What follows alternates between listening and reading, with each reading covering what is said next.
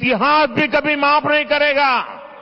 केजरीवाल ने तो कौन बे है कौन इधर केजरीवाल। हरियाणा का भेजा यही पानी दिल्ली में रहने वाला हर कोई पीता है। ने तो कौन बे बोल बोल केजरीवाल ने तो कौन। दिल्ली विधानसभा में महज 4 दिन रह गए हैं, लेकिन अब ट्रम्प कार्ड की तरफ दोनों तरफ से मुकाबला हो रहा है। यानी अब बीजेपी और कहीं ना कहीं आप के बीच एकदम जबरदस्त फाइट और संग्राम हो रहा है। कांग्रेस देखते देखते पीछे रह गई है, कुछ कर नहीं पा रही है, लेकिन बहुत सारे ऐसे आयाम रख पा रही है जिसके वजह से केजरीवाल पे तो वार हो रहा है। लेकिन देखो दिल्ली, देखो चमकती हुई दिल्ली है, पेरिस पेरिस पेरिस जैसी दिल्ली है। सबने पूरी तरह से अपनी संग्राम के लिए अखिलेश यादव को बुला करके महारैली निकाल दिया है, तो दूसरी तरफ चिराग पासवान और मनोज तिवारी मिलकर के एक महा जन सैलाब ला दिया है। यानी दोनों के दोनों अपने आप एरिया में जन सैलाब ला रहे हैं। कभी कभी तो ऐसा लग रहा है कि दिल्ली में केजरीवाल ही रहेंगे, जिस तरह से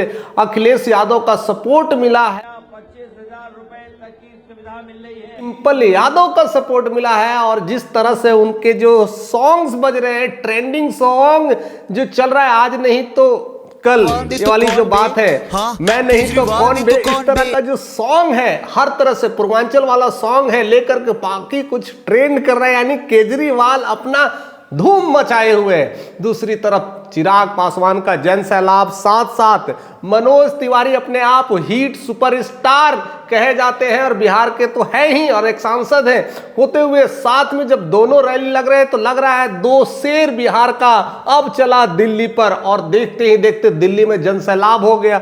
और जिस तरह से देवली विधानसभा में जिस तरह से उन्होंने दिल्ली में भाजपा के नेतृत्व में सरकार बनाने जा रहे हैं, लोग छत से फूल की वर्षा कर रहे हैं, लग रहा है कि एकदम वो राजा वाली फीलिंग्स देखने को मिल रहा है। यानी चिराग का जो जन सैलाब है, पूरी तरह से दिल्ली में भरपूर सपोर्ट मिलने की तैयारी है।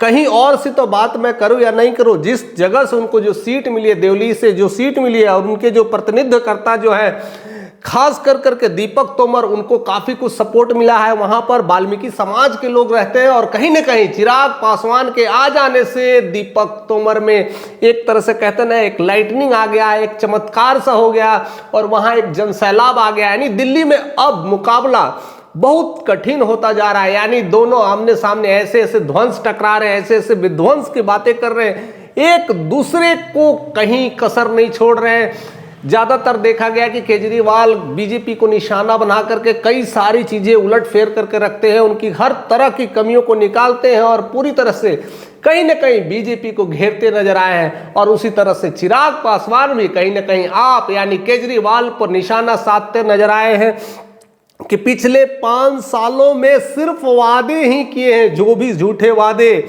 और कभी कहते कि एलजी साथ नहीं है, तो कभी कहते केंद्र सरकार नहीं साथ है। अरे भैया, जब साथ ही नहीं हो तो हट जाओ ना, केंद्र सरकार को मौका दे दो, देख लो उनके पास तो एलजी है और डबल इंजन की सरकार हो जाएगी। तो दिल्ली किस बात के लिए तैयार नहीं है? इस बार दिल्ली अब एनडीए के साथ है कि डबल इंजन की सरकार बनने वाली है। इस तरह से तमाम हुजूम बटोर रहे हैं, तमाम दोनों प्रत्याशी एकदम जबरदस्त एक्शन में है। इस एक्शन के बीच में क्या होने वाला है?